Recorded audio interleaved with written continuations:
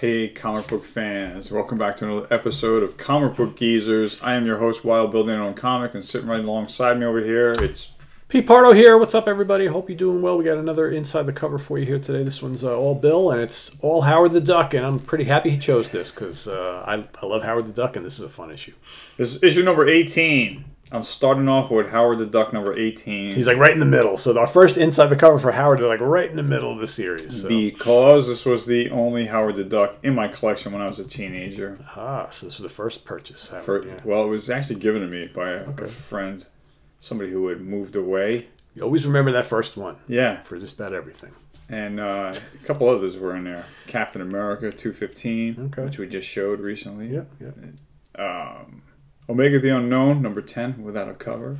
Ah, okay. I can't think of this. But yes, Howard the Duck was there. And also the Eternals, number 16. Oh, right. With a faded cover. Okay. Which I don't have anymore. I have a newer version. But yeah. Howard the Duck, number 18. This came out in November of 77, but I got my hands on it like in the late 78. And these people that moved away, guess who took their place? Quig. Quig moved in. Mr. Quinlan. Yes. But this book is from November 77, written by Steve Gerber and Gene Colan artwork. Klaus Johnson does the inks. Irv Watanabe, or Watanabe, is the letterer. Watanabe. Watanabe. He's Wannabe. Sorry. Anyway. Jan Cohen does the colors. But in this book, it starts off...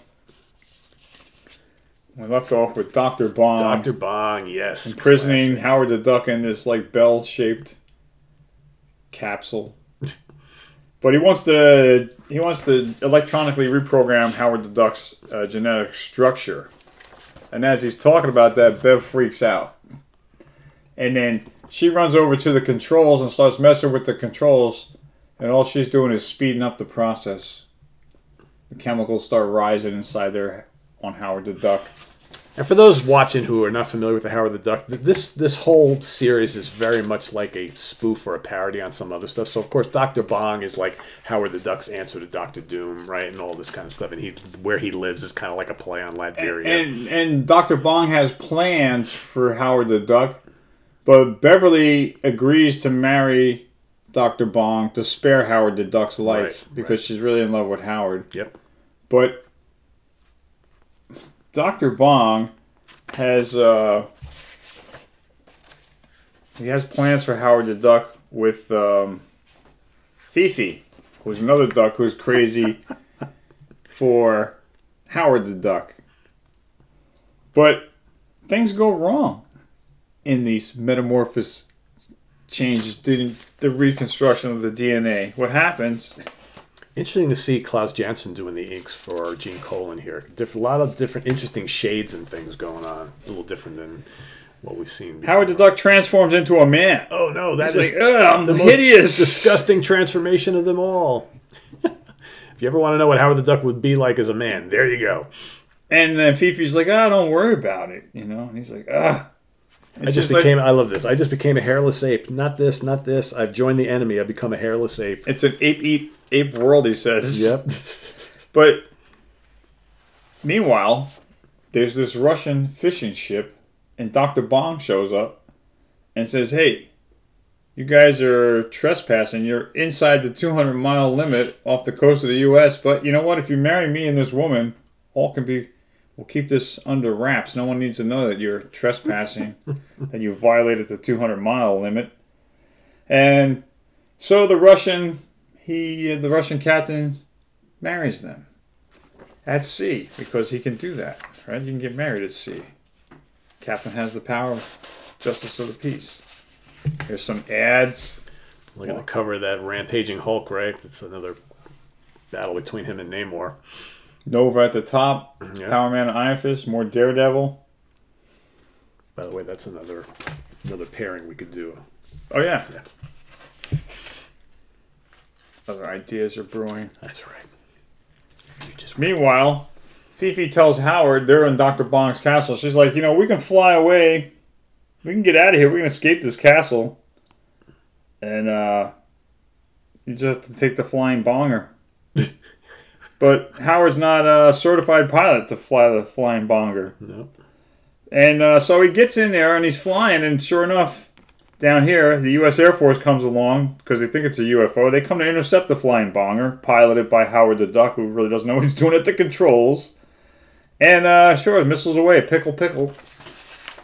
So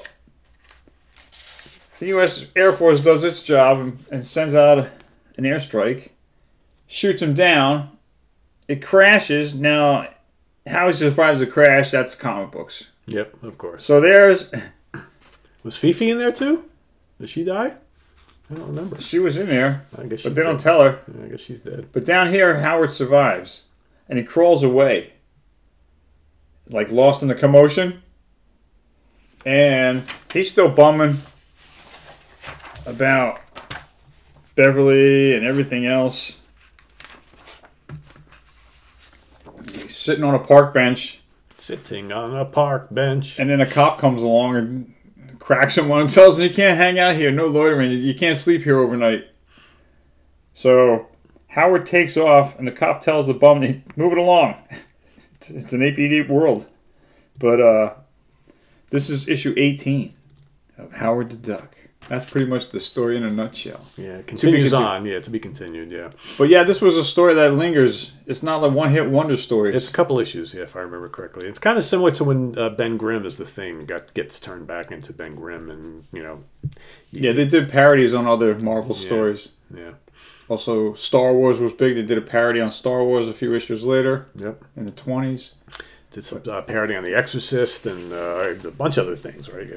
Who's that devil guy? Issue 14. Yeah. Oh, man. What was Who's his name? Son of Satan. Yep. Got the same trident and everything. Yep. But again, Gene Colan artwork in here. Very good, actually, yeah. I love Gene. Gene is awesome.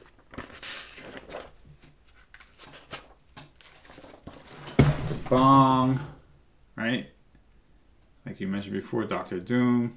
Kind of talks the same way. Mm-hmm. Daisy BB guns. Ads. Can't see that in today's Buttercup society. Nothing wrong with BB gun, kids. Yeah. More. Yeah, it's a shame they killed off Fifi, right? And didn't even really touch on it. No, she might be back next issue. Yeah, That's why I don't elaborate. I don't remember. They don't tell you? Yeah, and she was on there. Yeah, she's gone. She's gone. She is a casualty of war, I guess, so to speak. Casualty of the comics. Yep. And the firemen don't have her, right? Yep. There you have it. I thought he looked kind of like Foggy Nelson. Yeah, I was going to say that. He totally does. And interestingly enough, Gene Colan drew many Daredevil issues, so he. And Klaus Johnson did with Frank Miller too, didn't he? Correct. Yes. Yep. See how it all comes together, kids? Yep. Foggy Nelson, Howard the Duck, Fifi, Dr. Bong. Foggy didn't smoke cigars though last time. No. But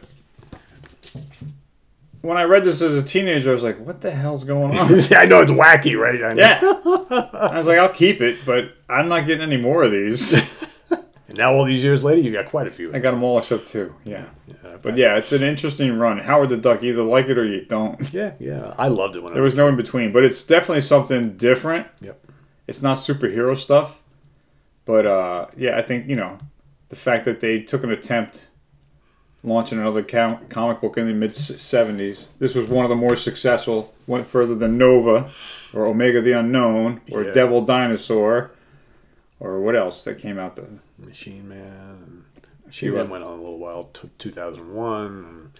There's a bunch of them, but this one was the strongest one out of all of those. Skull the Slayer. You know. Those midterm, mid-70s books. Mid-late 70s, yeah. They tried with so much stuff. Yeah, this one, and what did this last to issue? I'm trying to 33. 33, right? But 33 came out in 86. There was like a big gap between 32 and 33. Right. So even 32 issues, though, it's not too bad. I mean, that went a bunch of years, and it was, at the height of its popularity, especially. This was monthly, too. It wasn't bi-monthly. Yeah. And we got our Spalding basketball ad on the back. Remember the whole Howard for President? Yeah, that was issue like 5 through 8, right? Something like that. So there you have it, gang. If you haven't clicked the like button, please do so already. If you haven't subscribed, please do that as well. Yeah, we thank you for your support. We thank you for being here with Comic Book Geezers. As always, Click the notification bell so you can be kept in a loop so you know every time we got a new video coming out. And tell your friends about Comic Book Geezers if they don't know about us. We'd appreciate that. Right. That's right. And thank you as always for your comments and your support. And we'll see you next time right here on Comic Book Geezers. That's right. For Wild Bill, I'm Pete, and see you real soon. Take care, everybody. Bye-bye. Bye.